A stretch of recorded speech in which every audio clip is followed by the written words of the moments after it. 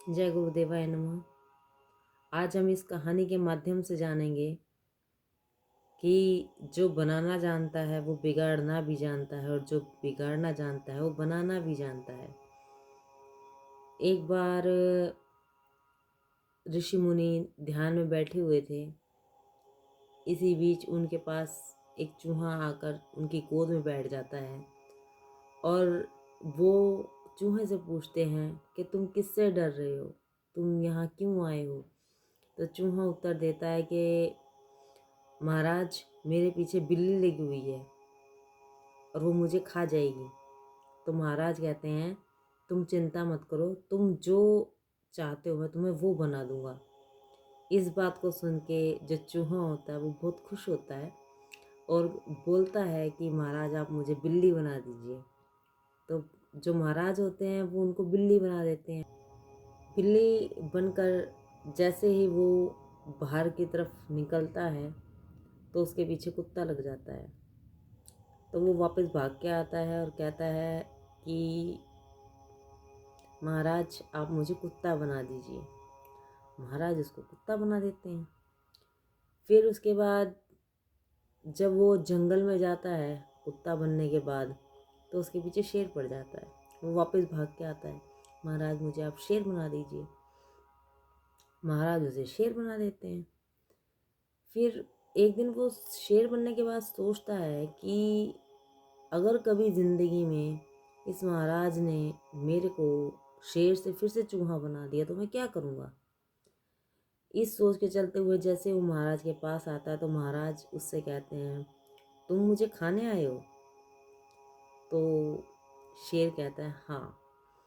तो महाराज कहते हैं कि अगर तुमने मुझे खाने की कोशिश करी तो मैं तुम्हें फिर से चूहा बना दूंगा। तो इस कहानी के माध्यम से हमें ये पता चलता है कि जो प्रभु हैं अगर किसी को बना सकते हैं तो वो बिगाड़ भी सकते हैं। लेकिन इस 3D लाइफ के चलते हुए हर इंसान इस चीज़ को नहीं समझ पाता है, क्योंकि जिस टाइम इंसान अपनी माँ के गर्भ में होता है वो परमात्मा से हजारों प्रोमिसेस कर देता है। वो कहता है कि मैं आपका निरंतर ध्यान करूँगा, आपकी पूजा पाठ करूँगा, लोगों के प्रति सद्भावना रखूँगा, सबके साथ अच्छा व्यवहार करूँगा और आपको कभी नहीं भूलूँगा।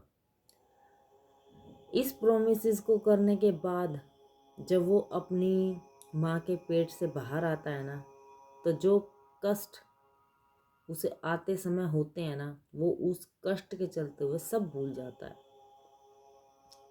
वो ये भी भूल जाता है कि उसने परमात्मा के साथ क्या प्रोमिसेस किए थे। और इस दुनिया में आने के बाद, इस 3D लाइफ में आने के बाद उसको कुछ याद नहीं रहता है। इंसान को सबसे पहले तो कभी ये नहीं भूलना चाहिए कि जो ये सृष्टि है ये सिर्फ बनी बनी के साथ ही है। आप इस दुनिया में आते हैं, माता पिता से प्रेम होता है एक बच्चे को, पर फिर वो आगे बढ़ता है, किताबों से, अध्यापकों से, सबसे लगाव हो जाता है, अपने फ्रेंड से सबसे लगाव हो जाता है। और फिर जो माँ बाप का प्रेम होता है वो कहीं ना कहीं उसके प्रति, उसके मन में उनके प्रति कम हो जाता है, क्योंकि वो अपनी लाइफ में इतना व्यस्त हो जाता है। फिर उसकी शादी हो जाती है। शादी हो जाने के बाद फिर उसका प्रेम और ज़्यादा घट जाता है सबसे, माँ बाप से, दोस्तों, सबसे।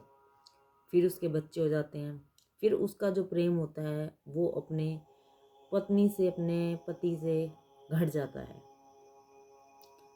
फिर जब उसके बच्चे हो जाते हैं, बच्चे हो जाने के बाद भी उसको, जब वो बड़े हो जाते हैं, उनका परिवार हो जाता है, तो धीरे धीरे करके अलगाव पैदा हो ही जाता है। इस सृष्टि में जितने भी रिश्ते हैं, ये जितनी भी चीज़ें हैं, वो इंसान को आंतरिक रूप से कभी भी सुकून नहीं प्रदान कर सकती। एक परमात्मा का नाम, एक परमात्मा का प्रेम ही ऐसा है जो सच्चा सुकून प्रदान करता है इंसान को। क्योंकि ये दुनिया जो है वो एक मिथ्या है।